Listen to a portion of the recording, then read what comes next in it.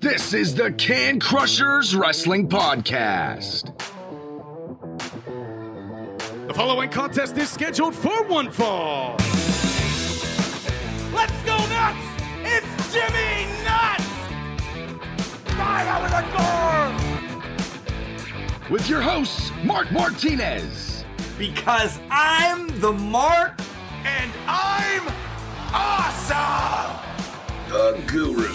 Today I'm going to break it down for all you simpleton sweat hogs listening out there in Can Crusher Nation.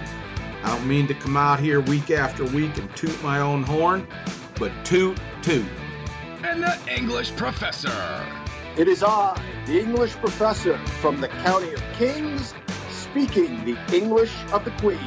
Hey, this is former WWE superstar Duke, the Dumpster Drosy, and you are listening to the Can Crushers Podcast. Ladies and gentlemen, boys and girls, children of all ages, welcome back to another Can Crusher Spotlight. I am your host, Mr. Mark Martinez, and joining me this week for a very special episode is the English Professor. John, how are you doing? I'm excited to get into this.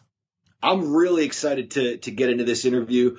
We're going to be talking to Joey Cassata from Wrestling with Joeylicious. And you brought this to my attention, Mark. I didn't know what in the world you were talking about. I didn't know who this guy was, what he does. And you sent me some links and things to kind of check out. This is going to be a lot of fun. I have a lot of things I want to ask this guy. Namely, I want to ask him how he got all those wrestlers on his TV show and where he got all his action figures. See, I got my thumbprint. I'm watching. I'm paying attention, you know? You do. Is it a thumbprint or a thumb hold? Thumb hold, I think. Something. I don't know. Yeah, I don't know. Whatever. Thumbprint. No, it's thumbprint. Yeah, you're right. It's right. This is fun, John. What he does, he interacts with, we saw Piper, we saw Volkov, we saw the Sheik. Man, these are our boys from the 80s. I know, and he has them on his TV show. This is going to be a fun interview. I have a lot of things that I want to know from this guy. So why don't we hear from our sponsor, Collar and Elbow, and then we'll get right into this. All right, here comes Al Snow. No pushing around. Al Snow, Collar and Elbow. Use promo code CANCRUSHERS, all one word, capital C in Can, capital C in Crushers. You'll get 10% off. Hats, hoodies, tees, you guys know the shtick. Go to Collar and Elbow. They got some amazing shirts. But right after this, we come back with Joeylicious. Wrestling. A love and a passion we all share. I've started a wrestling brand. The wrestling brand. A brand founded on the aspects of wrestling. Two entities working together to create a product that connect emotionally for people everywhere. Collar and Elbow is the brand.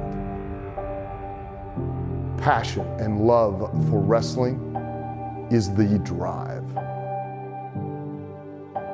I am Al Snow, and this is Collar and Elbow, the wrestling brand.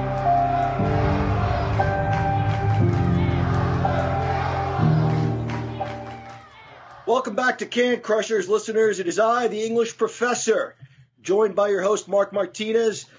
We just heard from Al Snow and Collar and Elbow. I'm wearing my Mean Gene Okerlund Collar and Elbow shirt. Mark, be honest, are you wearing a Collar and Elbow shirt today? I'm not, but I'm wearing my Louisville Bats alternate shirt. So I'm still in Louisville with OVW. So Al will still be all right. Yeah. Close enough. This week's Spotlight, I'm really stoked about this. We have Joey Cassata, also known as Joeylicious. Joey, welcome to the Can Crusher Spotlight. It's a real pleasure to have you on. Woo! What's up, boys? Thanks so much for having me. It's great to be here. I love the show. It's funny seeing you guys. You guys don't sound like what I thought you would look like. Well, wait a minute. Especially the professor. Wait, what are we supposed to look like? Was John supposed to be nerdy, not a fat Italian? And I'm supposed to be this little Mexican guy? No comment. Damn it. All right. So, Mark, for those unaware, and I was unaware until you brought this to my attention, and boy, am I glad you did. It's called Wrestling with Joeylicious, right, Joe? There's a book, there's a TV show or an Amazon show, and I've caught a few episodes. They're awesome. So tell me, first of all, how did you think of this? Well, what transpired in your mind to put this thing together?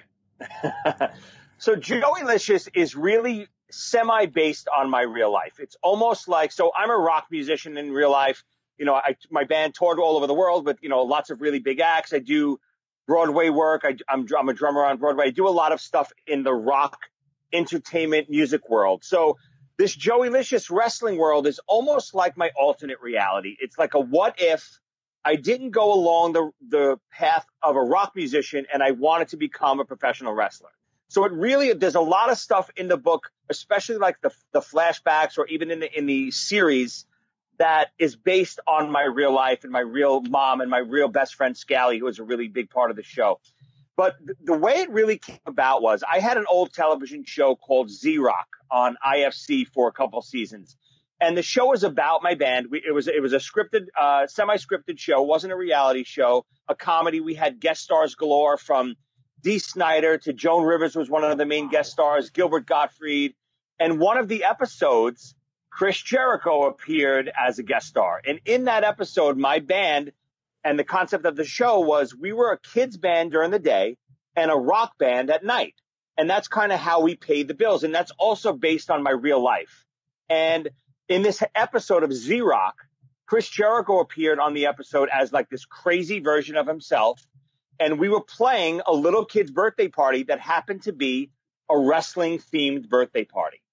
And the producers, you know, came to me earlier, you know, in the season, and they said, hey, we're doing this episode where it's going to be, you know, a wrestling episode. And we want you to dress as Hulk Hogan, and we want the other two guys in the band to dress as like Macho Man and Ultimate Warrior and so on and so forth. And I said, hey, wait a second. That sounds like first of all, they already knew I'm a giant wrestling fan. So that's kind of why the episode came about. So I said, hey, wait a second. I have a better idea. Why don't we do our own wrestling characters? Let's make up our own wrestling characters, and we can be those in the show. And they were like, what the hell are you talking about? What wrestling characters? So, you know, I kind of went into the origins of Joeylicious, which Joeylicious has been around since I'm 10 years old. You know, Joeylicious was my character that I was going to be if I ever became the WWF champion. You know what I mean? I saw Hulk Hogan win the title at Madison Square Garden in 1984, live with, you know, fighting the Iron Sheik. And ever since that day, I dreamt of becoming a professional wrestler. And that moment, and it's even where the book opens up, that moment is where I decided this Joeylicious character was going to be my alternate personality. And then, you know, for, you know, years later, I never really got a chance to actually wrestle live or in schools or anything. Like I said earlier, I became a rock musician. But, you know, I would still take my championship belt out to the bar with me and, you know, beg the bouncer to choke slam me over the fence or something to throw me out of the bar. Or, you know, I was always, you know, I would go out with my boas on, and, you know, people would look to pick fights with me until they realized, I was just a goofy moron pretending to be a wrestler. And that's kind of where the Joeylicious character started. So from when Z-Rock ended, I decided, let me take a script out of Sylvester Stallone's Rocky playbook and write my own series, much like he did Rocky for himself. And I decided to write the series Wrestling with Joeylicious. So that's kind of how it started. It's exactly what we did. John, our friends know. Well, not exactly. He had much more. Yeah, not exactly. Go ahead, Mark. It's the same scenario then. Sorry, John. We used to have casket matches outside of John's mom and dad's pizzeria. We've destroyed both parents' houses. We've got thrown out of houses because we're idiots. We are absolute idiots about this wrestling thing. John has a great persona as well. I would always change. I'd either be the snidey X-Pac or a Stone Cold.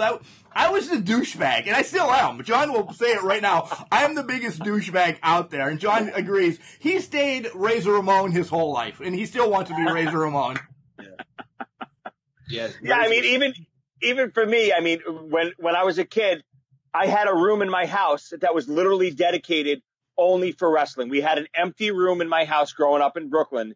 And I had, you know, for Christmas, I always wanted a wrestling ring in my backyard. Of course, we could never afford that. So I got wall-to-wall mats, thick padded mats in my room. And we christened it. I even had a sign on the door, Madison Square Room. And, we would have battle royal matches, and we would literally, to win the battle royal match, you would have to throw all your buddies out of the room. And that's how you'd win. As soon as you throw them out of the entranceway of the room, it's like throwing them over the top rope. He's out. So same thing. We're all goofy wrestling morons, marks and fanatics. I just happened to decide, hey, you know what? I'm going to recreate my childhood and write my own TV show, and I'm going to go get some wrestling legends to be a part of it. So, Joey, we're about your age, or you're maybe, closer to the age of a couple of one of my older brothers who introduced me to pro wrestling. And you mentioned New York City. They snuck into my room one night and pulled me out of bed at midnight on a Saturday night. Maybe you know where I'm going with this. And they turned it to WOR, and that was my introduction. That and the magazines. My brothers flipped through magazines and showed me who everybody was. And I was 5 or 6. My mother wouldn't let me stay up. But yeah, they snuck me downstairs and put me in front of the TV, and I was hooked ever since. What's your story? How did you come across this wacky and wild world of pro wrestling? So almost just like what you said, I watched as a kid in New York, WOR, Channel 9 in New York. That's what made me start watching wrestling. So as a little kid, I was a really big Kiss fan. And, I saw Kiss at Madison Square Garden when I was 5 years old, and they were my heroes. They were the be-all, end-all, of my childhood.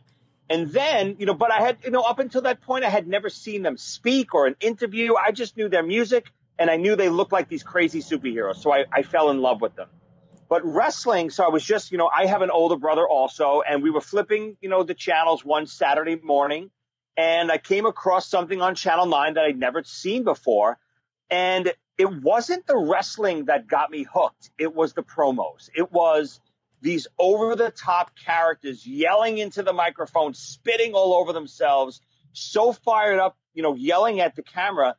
I couldn't believe what I was watching. Again, because Kiss up to that point were my heroes, I don't even know what Kiss's personalities were at that point. These guys became my male role models as a kid. My mom and dad were divorced at this time, so professional wrestlers kind of became my male role model. And, fortunately or unfortunately, I think I got all my traits from those old promos, back then. So I'm still that kid today. So I think the very first thing that I ever saw that got me hooked was the Don Morocco, Jimmy Snuka feud.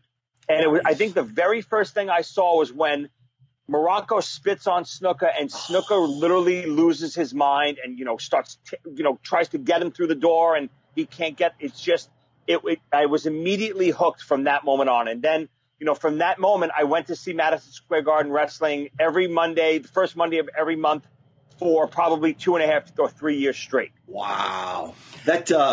That fly over the top rope, Joe, we take that for granted these days, what Snuka did to Morocco. That blew the roof off the place. That was unbelievable. Crazy. Yeah, seeing him fly over the ropes like that. So we'll bounce around. You did an episode of Joeylicious with Snuka. So that had to have been the God episode for you. Your icon, right? I mean, again, so the premise for your listeners, the premise of Wrestling with Joeylicious is exactly what we're talking about. Think of, this lifelong wrestling fanatic that has been trying to become a wrestler his whole life. He's now in his 40s. He's never succeeded, but he's still trying. He's wrestling in grammar school gymnasiums in front of nuns and second graders every week. And he just never made it to the big time, but nothing's going to stop him. He doesn't have a real job. He lives at home with his mom. He doesn't pay rent. He's like a 40-year-old big baby still. And what happens throughout the show, wrestling legends appear to him in his imagination to kind of give him this wacky guidance, which always winds up backfiring on poor Joeylicious. It's much like if you watch Curb Your Enthusiasm, how Larry David always self-sabotages himself. If he would just tell the truth and do the right thing one episode, none of the stuff he gets into would ever happen to him. And much like Joeylicious, if Joeylicious didn't have this, mental disability of having these wrestlers appear in his head all the time, I think he might succeed one day. But unfortunately, every time one of these wrestlers appear to him, he's the only one that sees them. and something winds up happening to leave him in this awkward situation. So that's the premise of Joeylicious. And when I went about trying to get legends involved, originally I started writing the show and I said, I need something to spice it up. And I know just the thing. All of the 80s and even 90s wrestlers at this time, I feel like they're still absolute superstars. They're guys that nobody uses because there's nowhere to use them. They can't wrestle anymore. WWE won't use them on the mic or, managerial skills. They just don't want those old guys around anymore for some reason.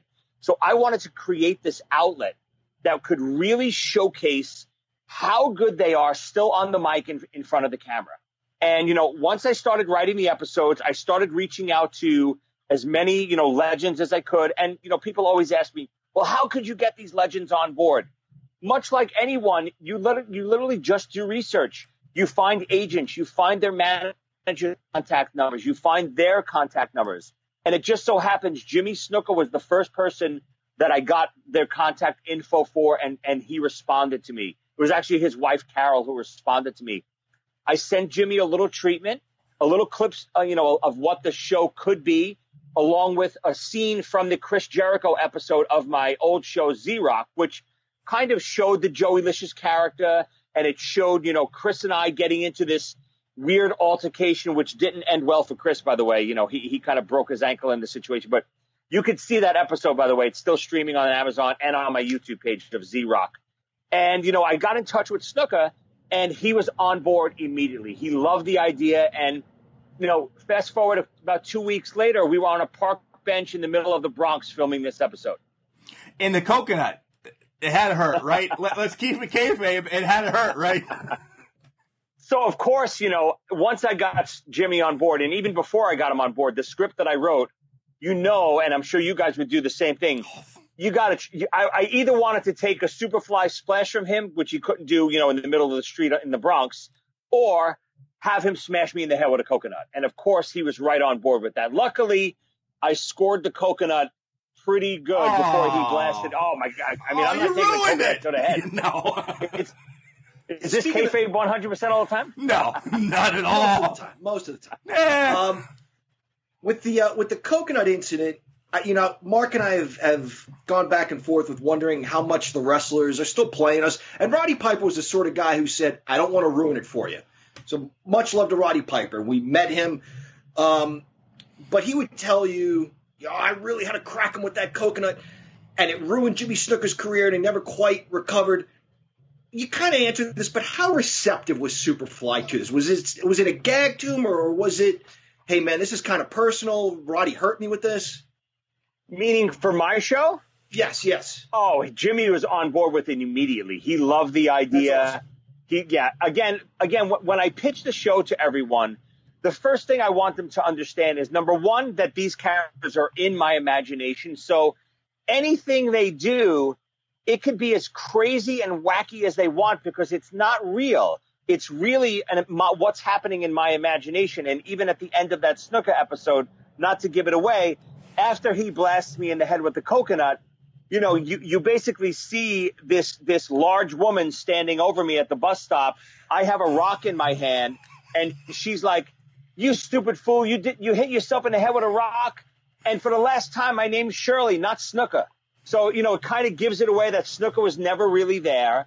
So once they understand the wacky world that I'm building, then they start to warm up to all the ideas. Same thing happened with Roddy Piper. When we filmed with Roddy, Roddy was on board. Once I got Snuka on film, I kind of pitched that as the template of the show. And Roddy was on board as soon as he saw that scene. He loved the whole comedy of it. But when he got to set, he wasn't sure either about, what do I do here? What's the comedy here? Because I want a lot of the dialogue from the wrestlers to be improvised. I have an outline, but I want them to be themselves. And it took him about a half an hour. And once he got the hang of it, he just let loose. So that was my next question. Then I've often wondered, you talk about lines written for the wrestlers today versus how these guys improvised. So some of these guys, it was a little bit of both. You wrote some of their lines, but in a situation like Roddy Piper, he wanted to be able to improvise more. Absolutely. So again, we have the full dialogue written out, and we tell them, this is what we want to hit. These are kind of the jokes and the spots we want to hit, and all the, the little segments that we want to bridge from one to the other to the other. How are we going to get from point A to point B and so on? But we tell them, you do not have to say word for word what's there. Make it your own. Be yourself. Whatever you can do to spice it up or, be even more exaggerated, please do it. Nobody knows Roddy Piper better than Roddy Piper. Nobody knows Mick Foley better than Mick Foley. So even, a great example is when we filmed with Mick Foley, we had this scene scripted out that I'm in the hospital bed. We kind of took the play off where he has that scene with Stone Cold in the hospital bed, and we kind of played it off that I had a bad stomach ache because I'm lactose intolerant. And, Mick kind of comes in, teaching me about being hardcore. And I'm like, Mick, I'm pretty hardcore already. He's like, you just sent your mother away because you have a tummy ache. And I try to explain to him I can't drink milk. And he goes into this speech about you should drink almond milk. And all of that was in the script. But then Mick came up with one of the funniest lines in the series. He says, well, Joey, and I'm like, almond milk? How do you make milk from almonds? And Mick says, well, Joey, as you know, almonds don't have nipples. And he goes into this long thing about how he makes almond milk. And we had to film that scene 5 or 6 times because the crew just kept cracking up because it was all improvised. So we talked about the show a little bit, and we'll wrap back around to the show because there's more. But the book being the #1 bestseller right now on Amazon, how much do they link together? Is there more stories in the book? Are there more shows coming out of the book? Let's talk about the book for a little bit because you've crushed everybody. Sweet trailer, by the way, too, showing everybody getting blasted away if you haven't seen that on YouTube.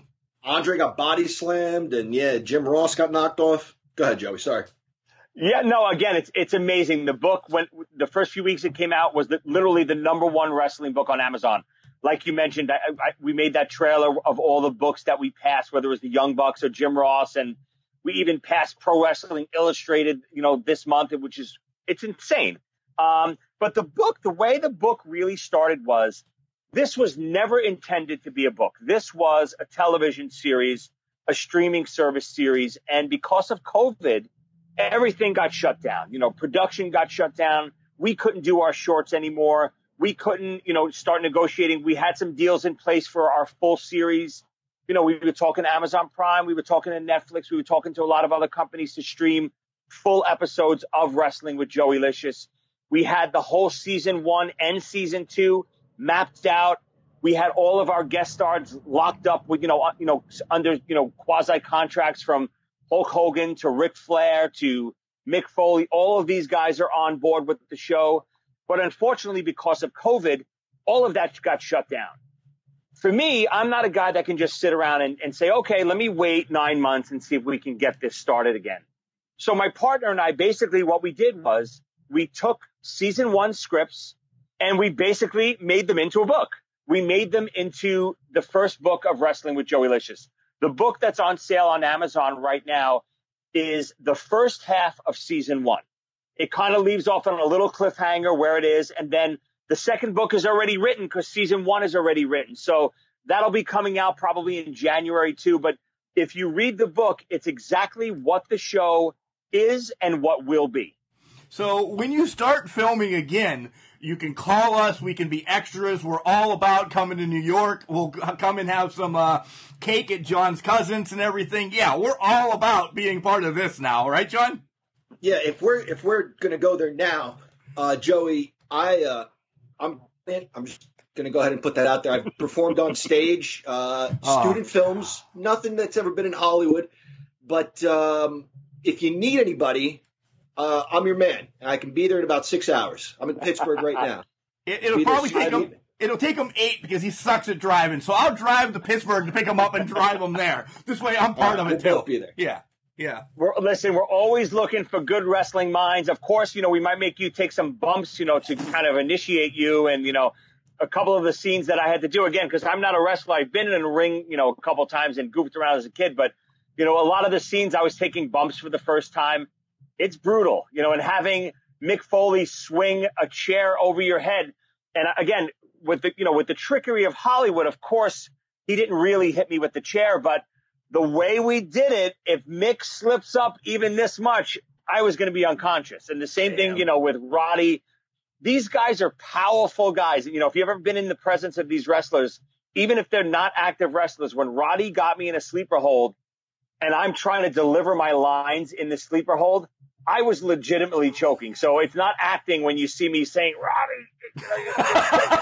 It was real. So if you guys want to come down and get a beating, take a DDT from Jake the Snake, or hell yeah, maybe have Ted DiBiase, do something to you, I'm in.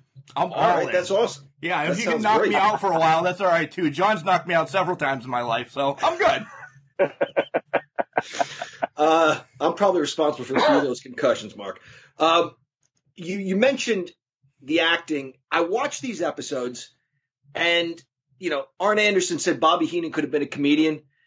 Watching a couple of these, I'm glad they chose wrestling, but had Mick Foley or Roddy Piper maybe given Hollywood a legitimate shot, and those guys are talented, and they have a very natural on-camera presence. They can deliver the lines.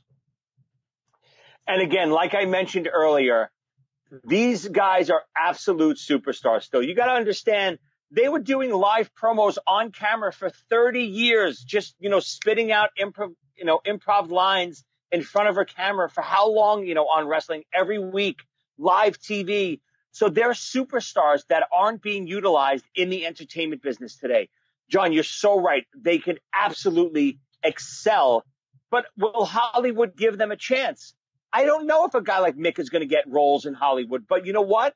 That's why my show, I think, is a great outlet for all of them. And that's why, when I first started filming this show and word got out that I was looking for wrestling legends to be part of the show, these guys started contacting me. I would get voicemails from Jimmy Hart and Ted DiBiase. I woke up one morning, I had a text message from Ric Flair, completely out of the blue. Literally just talking, hey, heard from so-and-so about the new show. Give me a buzz, definitely interested. I want to talk about it. So, I think the word got out there that, hey, we might have a little outlet that we can show what we can still do. And I think that's what's going to happen once we can start filming again. And once these networks realize what we're doing and see the talent, like you said, John, of Mick and guys like Roddy. Of course, Roddy's not with us anymore, but even Tito Santana, we had a speech. We had that speech written out for him. A lot of it was written out. He added a couple little lines to it. That's not easy to deliver. And he delivered it. We had to take a couple of different angles of that speech. He delivered it flawlessly every time. They're so smart, so witty, and so comedic. They're gold in front of the camera. They really are. They really are. Let's take a break from Joeylicious a minute. And I got to bring up that you're wearing an amazing shirt right now. NWA Power. I love it. We talked a little bit prior that you're a huge fan. Let's talk about wrestling today, and let's start with NWA Power. We hear there's a buzz coming back, Joey. Are you excited? I was crushed when they stopped filming because of COVID. I thought it was the freshest, best thing that I've seen in wrestling in 15, 20 years. I mean that. I know people say, oh, give me a break.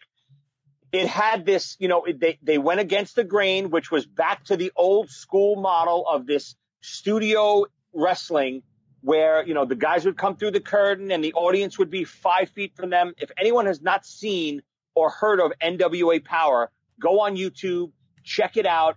To me, it's the greatest thing right now going in wrestling. Don't get me wrong. I still watch WWE periodically. I still watch AEW. There's some great stuff in AEW. Chris Jericho still doing amazing work there. But NWA Power, not only the old school feel of it, but if you watched it from the beginning, and I encourage anyone who hasn't seen it, watch it from like the episode 1, you can see every week with the roster they have, each week, the wrestlers building their characters, building their storylines, feeling each other out, doing what works, getting rid of the stuff that doesn't work. You could feel it being written on camera every week. Whereas opposed to, WWE today where there's, 50 writers backstage scripting everything out months in advance. It just felt fresh and exciting. I love it. Yeah, it is certainly a good show, and we miss it a lot. It was a bummer that it's gone away for so long, but hopefully not much longer. How would you, once this business gets in our blood as fans, there's no going away. So even, I've told our listeners I took a break for a little while. Different things happen, family and whatnot. And then you eventually come back around. Did you have a little break in the action, or did you just kind of love this from the moment you discovered it on Channel 9 up until now? No, I think, it's weird. I think it always happens to us wrestling fans. There's always some period that you get away for a little while. And my period was probably early 90s, right after the real golden age with Hogan and Macho and Warrior. Right after that, when my music career really started taking off and I started touring and gigging all the time, I started getting away from wrestling. Probably, I missed a lot of like the really cool Bret Hart years and maybe a little before that. And, that transition WWF era is the era that I kind of got out of wrestling. And then what got me back in, I was already starting to get back in, but what really hooked me again, hook, line, and sinker was Hollywood Hogan. Once Hogan turned and I saw my hero be the number one heel in the country, I said, whoa, what is happening? I watched that. I went back, tape trading. I watched all the old stuff that I missed, the couple of years before that. So I was away in the early 90s and then came back, right around the Hollywood Hogan. I guess that's 96, right? I guess, right? Yeah. Yep. 96. So, I probably missed 92, 3, 4, 5, and then came back in 96. And I've been, going strong ever since. Nowadays, it's harder again because there's so much content. So I'm DVRing everything that's on, and then I'm skimming, watching the stuff that I want to watch. But, as much as I love wrestling, I can't watch 25 hours of wrestling a week. It's crazy. It's a wonderful trying it though. Trust me, I try it every week. And my wife is like, "Get out of the house, you bum!" And I'm like, "No, wrestling's on. I got a podcast." And even if you, I'm sorry, Joe. Go ahead. No, go ahead, Joe. I'm sorry. What I was about to say. See, if you stop watching just a little, you can write books. You can, get your TV series going. You get more stuff done. Trust me. There's still time for wrestling, but you got to have some time to be creative too. Play video games. But you still tune into the older stuff, right, Joe? Even though we can't keep up with the 30 hours a week that it's on now, we're still sure to turn on the network or pop in an old DVD, right? Almost every night before I go to bed, I'll throw on what I have DVR'd on first. Like if I have the last NXT and AEW on DVR, I'll skim through those probably, and I'll literally watch both of those shows in about 30 minutes. I'll watch the cool segments on both of those shows, and then I'll go, okay, time to go watch. And I just mentioned to you guys this to you off the air. Let me go watch some early 90s WCW. Let me go watch some Sitcom 5 TBS NWA stuff. Let me go, go watch some Smoky Mountain clips. Nice. And stuff. I always go back to the old stuff. And to your point, Mark, and my lack of technological abilities, you guys are talking DVR, and I'm talking DVD. Right. There's a difference between me and you guys. Right. We have it already on our TVs.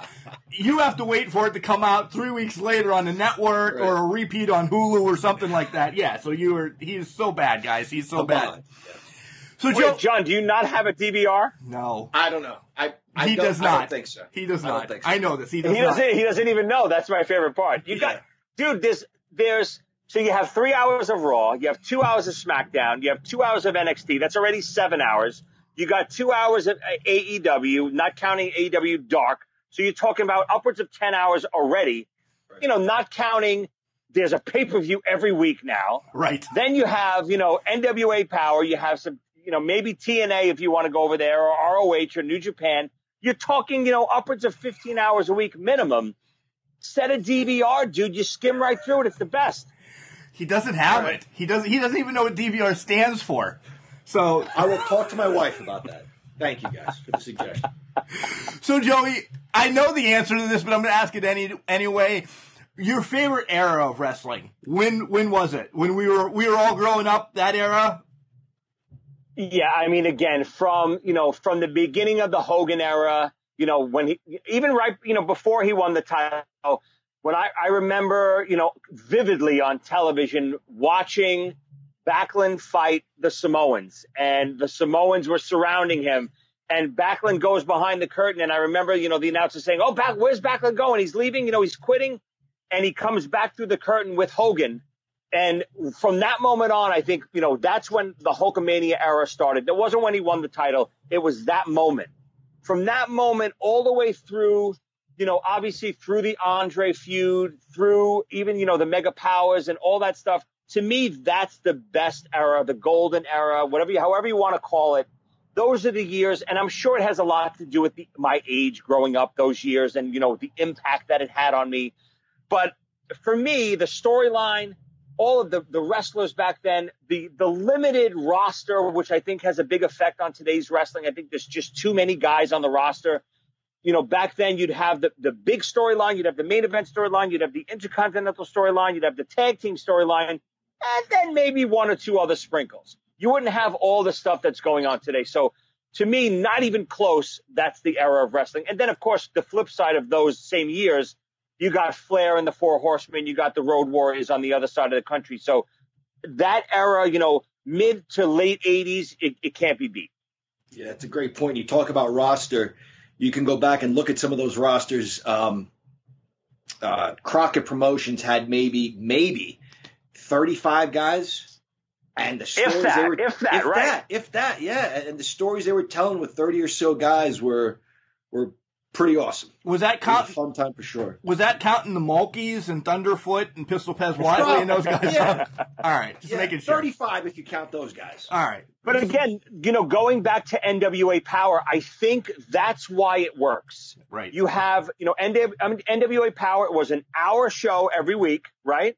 And you got 3 or 4 storylines developing every single week. Maybe one week they would skip and you'd find that storyline over the next week, like the Thunder Rosa stuff when it first started, or the Camille stuff, or any of that stuff. But because the roster was nice and trimmed, you had this slick storytelling, and you could develop these characters week by week by week and make people fall in love with them. When I was watching in the 80s, I fell in love with certain characters because I saw them every week, and I loved what I saw, and I got an hour show out of it.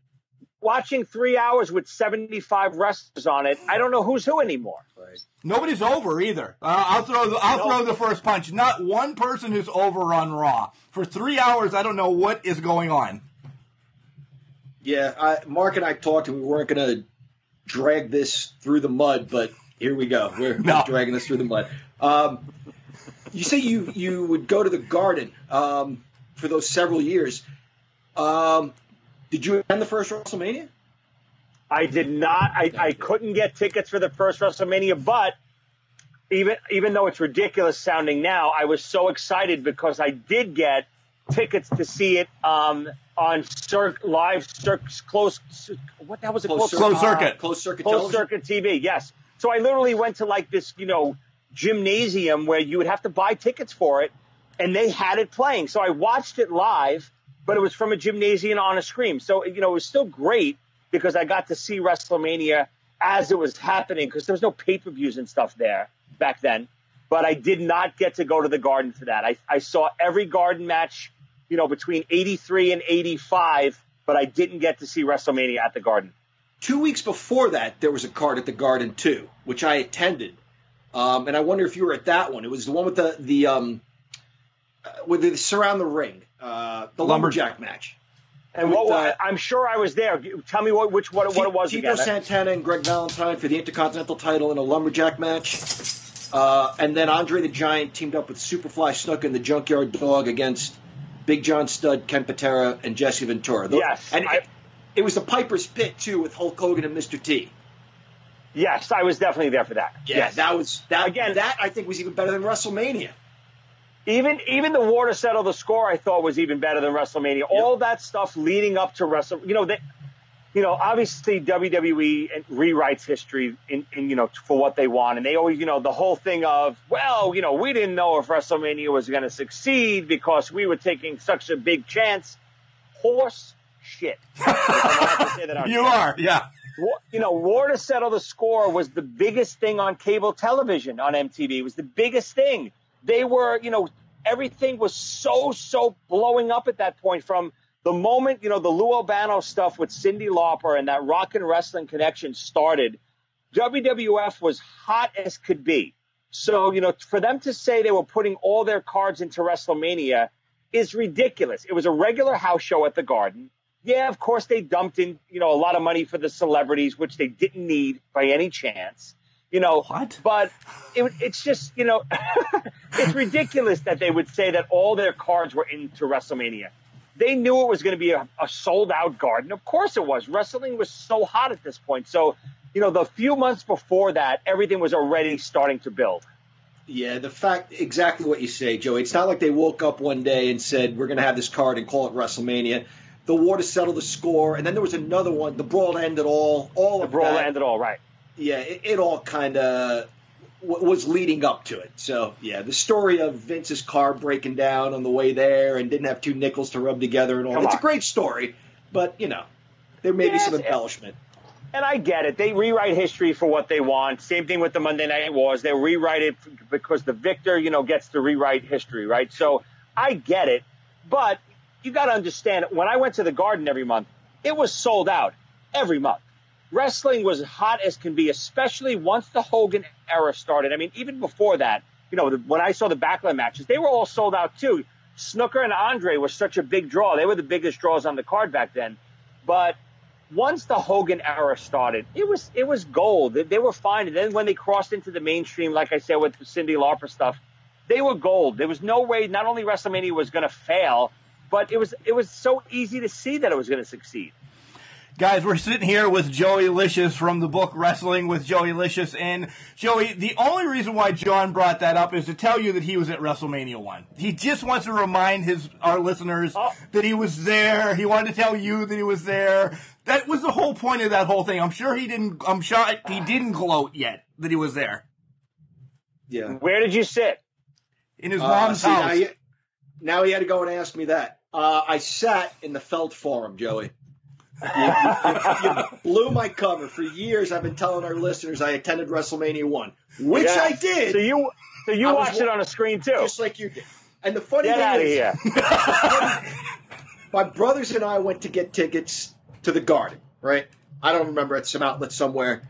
And my one brother said, "Why don't we?" And this is before anything. Why don't we get them from March 31st? Because, you know, the next big card is whatever. So my one brother says, let's get them from March 31st. And my other brother says, there's another one 2 weeks before. I really want to go. And I swear to you, Joey, my other brother said, I have a feeling about the 31st. I was like, nah, we'll go to the 15th or the 17th or whatever it was. So we went to the 17th.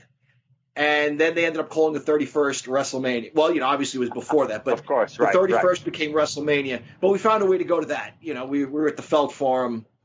But you could still feel the place rock. It felt like we were there. And I'm sure you've experienced the same thing. Even though you're watching on a big screen, when Hulk Hogan and Mr. T came out, people reacted like they were there. Oh, I mean, I remember seeing WrestleMania 3, you know, where I grew up in Brooklyn, we didn't even have cable yet. You know, in the late 80s, there was no cable. We had obviously no pay-per-view or anything like that. There was no cable even, you know, where I grew up in Brooklyn until, you know, the early 90s. So even to watch WrestleMania 3, I remember having to go to another friend's house in a different neighborhood just to watch WrestleMania 3. And I remember, you know, TV this big, the size of my computer screen right now, us all huddled around it like it was the greatest thing, you know, in the world. So, you know, you do not have to be at the live event to feel the magic that was happening back then. I watched WrestleMania 3 2 hours away. I live in northwestern Pennsylvania, in the woods, more or less. I'll put it that way. We had to drive 2 hours to Katanning, Pennsylvania to watch WrestleMania 3 on that same closed circuit. They might have had 1,000 people in this arena. When Hogan slammed Andre, man, that place erupted. Boom! So I understand the whole closed circuit thing. Yeah, so. All right, John, what else? Well, before we wrap back around to the book in the series. Yeah. I just want to mention one thing about the series because I want to talk about the action figures. The Roddy Piper episode, and it's, you know, the cameras spanning the room, there's some awesome stuff in there. And I know a thing or two about the LJN series. Do a little plug here.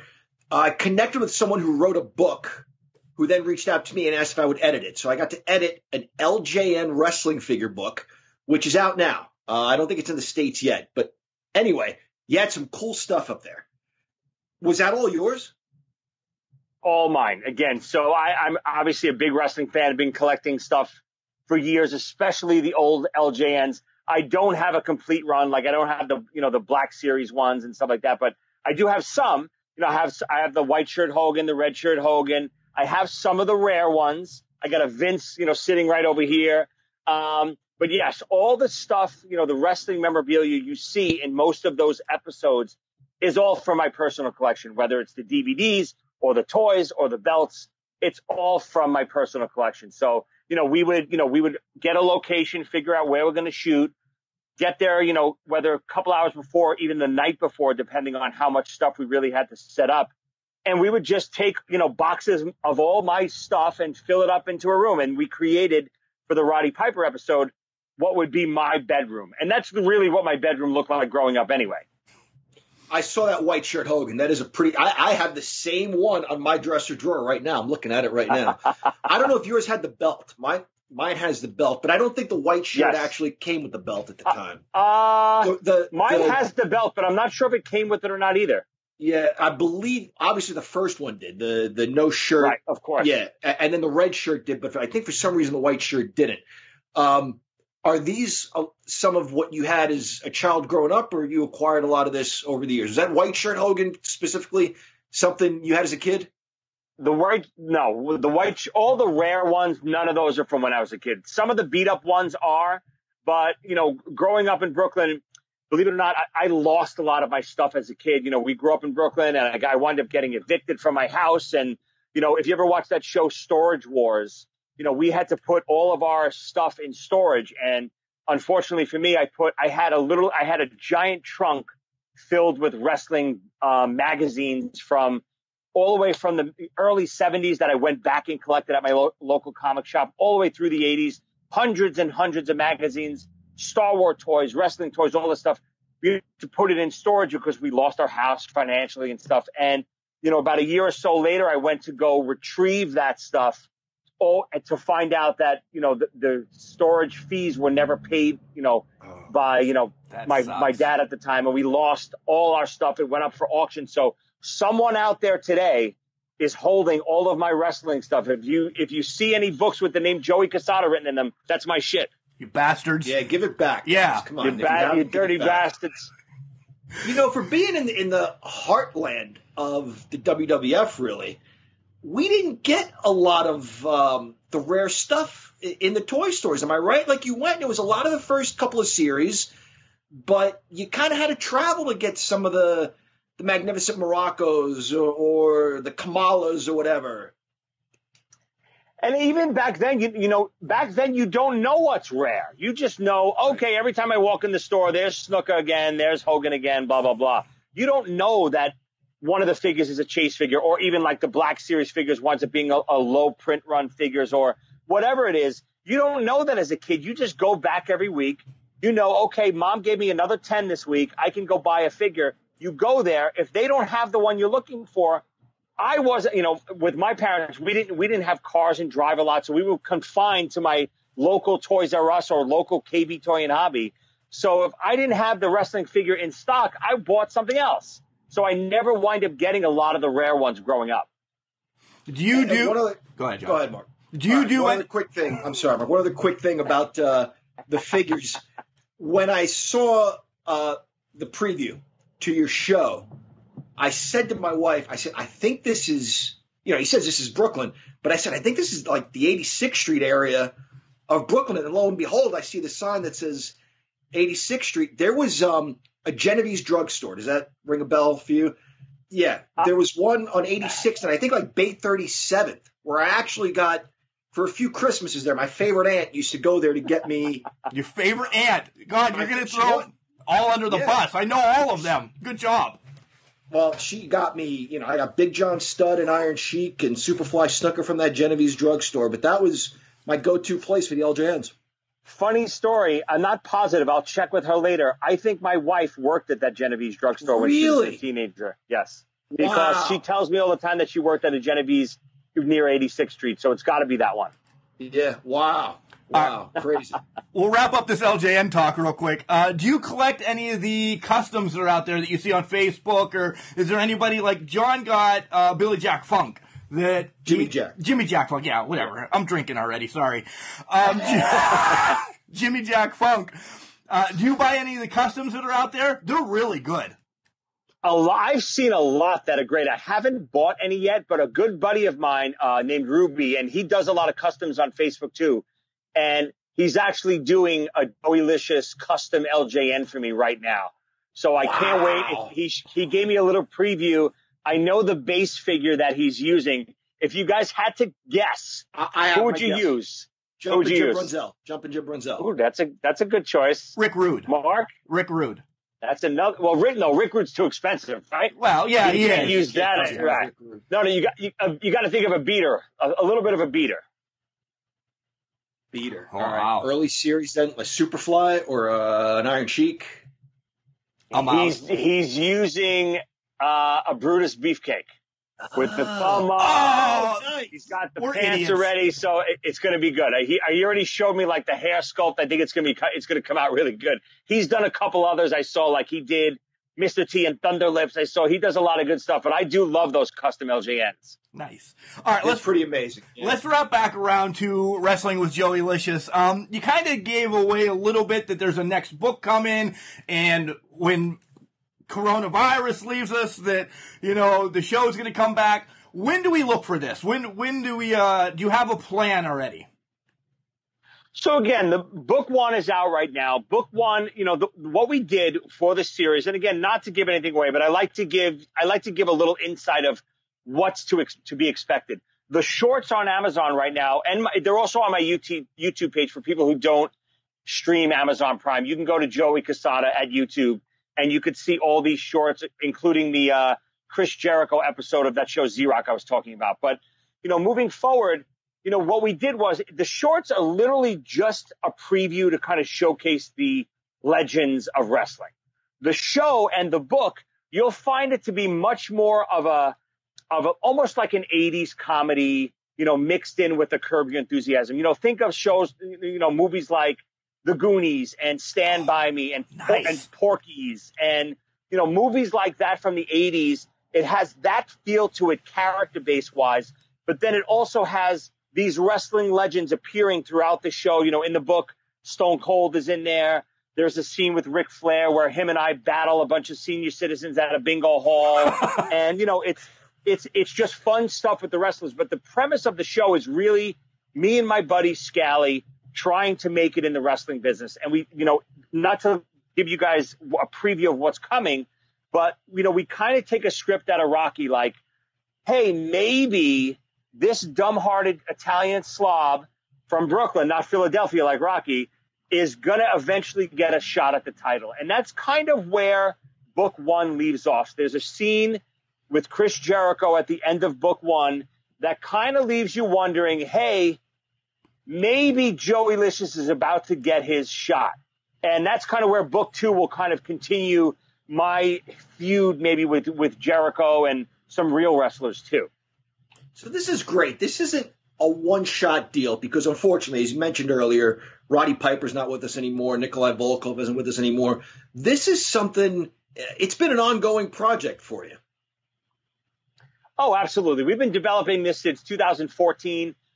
Again, people don't realize it takes years to develop a TV show, especially when you're doing it like I'm doing from the ground up, literally from the ground up. For the first few shorts, I was funding everything. Then we got some people to come on board and start funding the show with us and a production company and so on and so forth. So it takes a lot of time. And, we've been getting hiccups along the way. And then we would get a great contract and then that would fall through. And, someone at a big network wanted the show. We had contracts on the table. That person leaves before the contract is signed. Contract falls off the table. You got to start from scratch again. So, yes, this show has been developing for a long time. Everything is scripted out. It's going to be an ongoing series. We have a lot more interest again now, not only with the Amazon shorts on Prime, but with the success of the book, we've been getting a lot more feedback that, hey, this does look like it's, because everyone would always say, does this show have legs? And that's like a term in the industry where what it means is, can this show stand for a long time? Is this show going to keep, lasting for 1, 2, 3, 4 seasons? And the answer is yes. And you could see from the book, the storyline in the book and the next book, how the story develops throughout 1 and 2 seasons. I like to, sometimes I think that as soon as I hear of something, everybody else has heard of it too, and it never existed before I heard of it. I kind of live in my own bubble, Joey. But again, with the idea that unfortunately some of these superstars are no longer with us. So it's been a few years. So I'm going, Mark says, you have to see this, go to Prime, go to YouTube. And I'm seeing 2020 dates where I'm expecting to maybe see 2016, 2015. What do you attribute this Joeylicious resurgence to, that these little shorts are now coming back and people are able to see them? So it's funny you say that. So a lot of people, with COVID, everyone is shutting down and I can't do this and everyone's depressed and all that stuff. Like I said earlier, I'm the opposite. As soon as that hit and I couldn't pour anymore and I couldn't go film and do, stuff that I do full time, I said, okay, let me put all my energy back into figuring out how to get this done, starting with the book, of course. But while we were finishing up the book, I was also shopping these shorts for distribution. And Amazon Prime, luckily for me, loved the idea, loved the shorts. We had to clear some copyright issues and stuff up, but, they picked them up to be streamed brand new in 2020. I think they just started right before the book came out. So, even though those shorts are older now because they were filmed, 2014 all the way up through 2018, they're just streaming legitimately to the public for the first time now. So that's why you see the 2020 dates on Amazon Prime. It's a gutsy project. And it's an amazing project. I love it. It really is. It really is. We've dreamed of similar things, of being able to interact with wrestlers in that capacity, getting beat up by them and all that sort of stuff. But to just be able to sit down and put pen to paper with this idea in mind is pretty gutsy, Joey. It really is, to say, like, I'm going to do this, and then to make it work. I mean, to go out and get these guys is pretty incredible. Well, it's funny. I say this a lot, and I always kid around my wife. My wife always kids around with me, and she tells me, I know there's no show called Wrestling with Joeylicious. You just want to go play with these wrestlers and have them beat you up. And I tell her, you know what? You're exactly right. It's true. But you know what? There is going to be a hit TV show out of it also. And what you said too, John, it's funny, as big as the book was when it first came out, because I have a pretty decent fan base from my old TV show, from the bands I'm in. So luckily for me, immediately when I put or release something, my autobiography is also on Amazon right now, which talks a lot about filming with these guys and behind the scenes of getting the Iron Sheik to film. And Nikolai Volkov wasn't even in the episode, and he kind of forced his way into the episode. But that's also another book that's available on Amazon right now. It's called Start with the Dream. And that kind of tells the history of my work ethic and my dreams of becoming a wrestler. It's a complete autobiography, no fiction at all.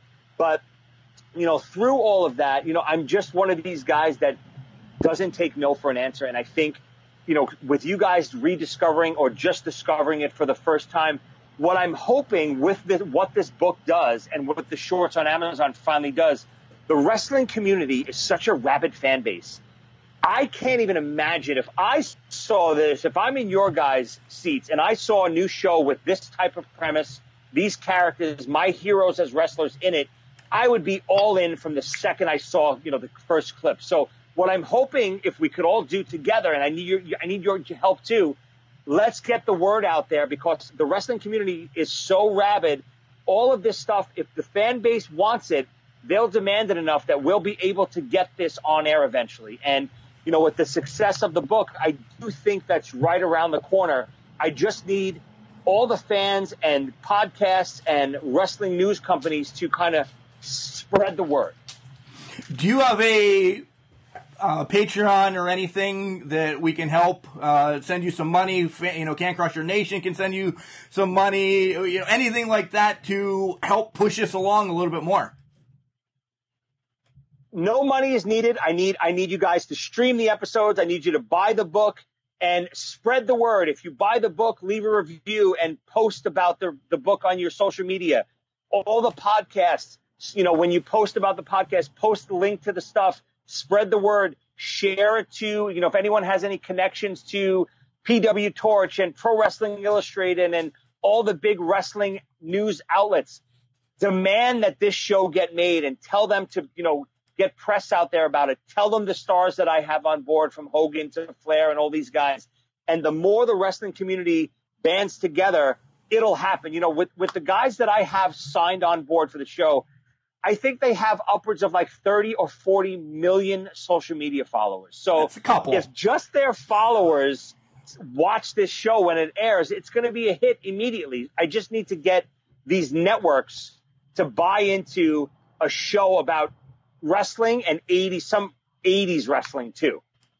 Nice. Can Crushers listeners, we've been talking to Joey Cassata of Wrestling with Joeylicious. If you have an Amazon Prime membership, search for Wrestling with Joeylicious. There are about a half dozen or so episodes on there. They're between 3 and 6 minutes long. They're very enjoyable. They're entertaining. They're funny. And as we mentioned during the course of this show, I think you'll be surprised by, or maybe you won't be. Maybe you'll expect the acting chops that you get from a Mick Foley or a Roddy Piper or even a Tito Santana. So besides, and maybe you mentioned this, Joey, besides that handful of episodes, I've read about Stone Cold, Hulk Hogan, Ric Flair, and others. Are those out there anywhere just yet? Is there someplace I can see those other than the half dozen or so that are on Amazon? No, so the ones that are on Amazon right now and also my YouTube page are the ones that are in the can filmed right now. We do have plenty of other ones right before COVID hit, ready to be filmed with other superstars like Jake the Snake, Honky Tonk Man, Ted DiBiase, all these guys. But, unfortunately, because of COVID and, what we would really, the shorts are fun and they're great, but it's not the end goal. The end goal is to make 30-minute sitcom episodes of this show. And, these shorts will be sprinkled in those episodes as part of the actual scenes in those episodes. So these shorts are really just plucked out of what eventually will be teasers, full episodes. So that's the ultimate goal. Exactly right. Teasers is the best way to put it. Joey, Wait, don't say goodbye yet. I don't even need a minute like Brando, the Santino Corleone scene. I just like that. Whatever you need, I can do it. I want to take the guitar shot from Honky Tonk Man. I want to take a guitar shot from Honky Tonk Man. Please help us set this up. So again, a funny story, obviously, building the wrestling history of me. In my old show, Z-Rock, I tried to fit in as much of that type of stuff as I could, which eventually led to this episode with Chris Jericho in it, where I play the character Joeylicious. But in an episode in season 1 of Z-Rock, there was a scene where we're playing a kid's birthday party and we get into this rival fight with this kids band. And of course, in the scene, the kids band, is supposed to knock me out, hitting me in the jaw. And I said, whoa, this sounds like the perfect opportunity for me to be blasted in the head with a guitar. And sure enough, they made it happen, and there's clips of this all online. If you type in Z-Rock, I think it's the second episode of season 1. At the end of the episode, one of the guys from the rival bands, the kids band, literally blasts me in the head with an acoustic guitar. And unlike the coconut in my scene, this thing almost legitimately killed me. I'm sure. Wow. I've taken one across the back before, and I was down for a day. It was unbelievable. Yeah. I know. I know we're putting you on the spot, Joey, but in all seriousness, I know we sound like a couple of marks begging somebody for an autograph, but if there's anything we can do to help, we're there. We'd love to be out there. We really would. Guys, no joking around. We're always looking for help, especially, as soon as COVID is over. Like I said, I have these couple little shorts ready to go. Jake, I was just speaking with Jake and his manager the other day. So we're ready to go on this stuff. I'm always looking for a guerrilla crew, cameras, sound, extras, all that stuff to come down and do the shoot with me. on, a shoestring budget until we get one of these big networks to kind of get behind us. So if you guys know any of that stuff, I'd love to have you. We're in.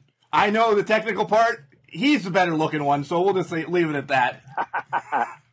Dude, we'll definitely get you on camera. I'd love to have Jake, put a snake on you or something. It'd be great. I'm out. Nope, I'm out. Nope, no snakes for me. He's worse than Andre the Giant around snakes. I really am. Yeah. Ooh, that's good to know. Joey, thank you for spending some time with us. What else? Tell us where you can follow on social media, your YouTube page, all of that before we wrap up. So really easy. My name all across the board at Joey Cassata, JoeyCassata, all across social media, Facebook, Instagram, Twitter, even YouTube. Just type in Joey Cassata or go on Amazon, type in Joeylicious. All the stuff will come up. We have T-shirts. We have the episode streaming on Amazon Prime. We have the book for sale. Everything everything is kind of, Amazon is the home base for Joeylicious, so you can check all that stuff out. But even my social media pages, I'm always posting these clips from, I just posted the clip with the Chris Jericho episode of my old show Z-Rock the other day on my Facebook and Instagram page. You can go check all that stuff out. But more than anything, even more than buying the book, spread the word that Joeylicious is coming. And what you going to do, brother, when Joeylicious runs wild on you? Thanks, Joey. We'll talk to you soon. Thanks, boys. Wow, Mark, that was a lot of fun, wasn't it? We might be on that, John. I'm pretty excited about that. That's it. That's in my mind right now. Like I'm just so stoked. I really am. I want to do everything for you. I'm excited. I've been aching to dust off my acting chops, and if I could do something like that with some of my childhood heroes, how amazing would that be? Would you take a guitar shot? I would take the guitar shot. I'd take the DDT. I'd take on concrete. Whatever. Boom. Wow. No, maybe not that. You're not Ricky Steamboat then? No, I'm not Ricky Steamboat. No. A lot of great information. We learned about what goes into a project like this and how hard the guy's been working on this thing and how long he's been working on this thing. Yeah, about 6 years, roughly. He's been doing everything. You go back and you watch some of the shorts, Piper's not with us and Volkov's not with us, Snuka's not with us. So you can tell it's been a little bit. But I like that he's not about making these shorts. This is supposed to be an episodic, Seinfeld, my favorite one, Friends, just because I'm that guy, half an hour show. That's just amazing. Would you not watch that? Absolutely. I would. Are you kidding? Skip Raw every week to watch this. Yeah, I've been dying to watch a show to tune into something for a half hour a week. Just an old fashioned half hour sitcom. And if it was about wrestling, that would be great. I love that he's a huge NWA Power fan. Man, he knows. He's our type of guy. Old school, loves NWA Power, goes back to the old stuff as when we were growing up.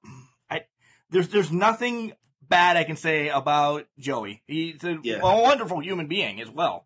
Yeah, coincidentally, we're both Italian and from kind of the same section of Brooklyn. I'm surprised that came up in the conversation between us. Are you surprised at all that I mentioned that and talked about that for a good bit of time? No, I'm shocked that you actually weren't the one that said that you were at WrestleMania 1, that I had to bring it to everybody's, forefront. Joey blew my cover there, though. I've been running with that one for years, and Joey just blew my cover. You were there. Yeah. You were there. Yeah. You were there. I was there. We'll go back to that. I was there. So, book number 2, probably in January. Once the COVID's done, we're going to get the shows, hopefully. Man, you have to spread the word about this. You really have to spread the word about it. If you're a wrestling fan, this is your niche, right? Absolutely. Yeah. If you loved wrestling in the 80s and 90s, but really at any point, this is right up your alley. Guys, again, if you haven't watched the 5 or 6 shorts, go to Amazon Prime or you can go to his YouTube channel and check them out. They're a lot of fun. And I know we keep going back to this, but Mark, this is an opportunity for you to maybe use your communications major. There's an opportunity for me to use the acting classes I took. Yeah. I was swallowing my alcoholic beverage right now. I'm sorry. Joey's probably listening to this and thinking, oh, my God, what did I get myself into with these two marks? Right? The gas is already in the car. We're ready to go. He makes a phone call, and Joey comes up. It doesn't matter what Joey comes up on my phone. We're heading to New York. It could be Joey Porter from the Pittsburgh Steelers. I don't know. But I'm heading to Joey right off the bat, Joeylicious, and then I'll find out, oh, wrong Joey. It's anytime I get a phone call, I'm going. Better to be prepared. It is. Suitcase is packed. I'm good to go. Bags are packed, Joey. We're ready. Again, thank you, Joeylicious, for coming on the show. This was amazing. I loved it. I loved it. John, let's not lie. We've been beating around the bush. This was us. It is us. What am I saying? It absolutely is. What he did, and we mentioned it on the show, was gutsy, but it would have been a dream come true for us to interact with these guys, to perform with these guys. He made it happen. So really, hats off to this guy. He's next level, though, compared to us just destroying a house in general. He had his own room with matting on. Why didn't we think of that? That's amazing. I love that he had a battle royal. You had to throw him out of the room. That's great. Yeah, we had a battle royal in my mom's living room, if you remember. That was more like the old style Georgia Championship Wrestling, like King of the Ring thing where you could pin the guy. And they did it in Texas, too. You can pin the guy or make him submit. There was a referee in the battle royal. We never thought to pick people up and throw them out of the room, though. That's pretty innovative. We have to pass this along to our kids. We really do. Yeah. We really do. Next time they get together. Yeah. So, all right, John, you want to wrap this up because it's amazing. I'm going to listen to this again tomorrow, and then I'm going to call Joey and see if he's ready for us, and we'll be good to go. Remember, Mark, just because you're trash, it doesn't mean you can't do great things. It's called a garbage can, not a garbage cannot.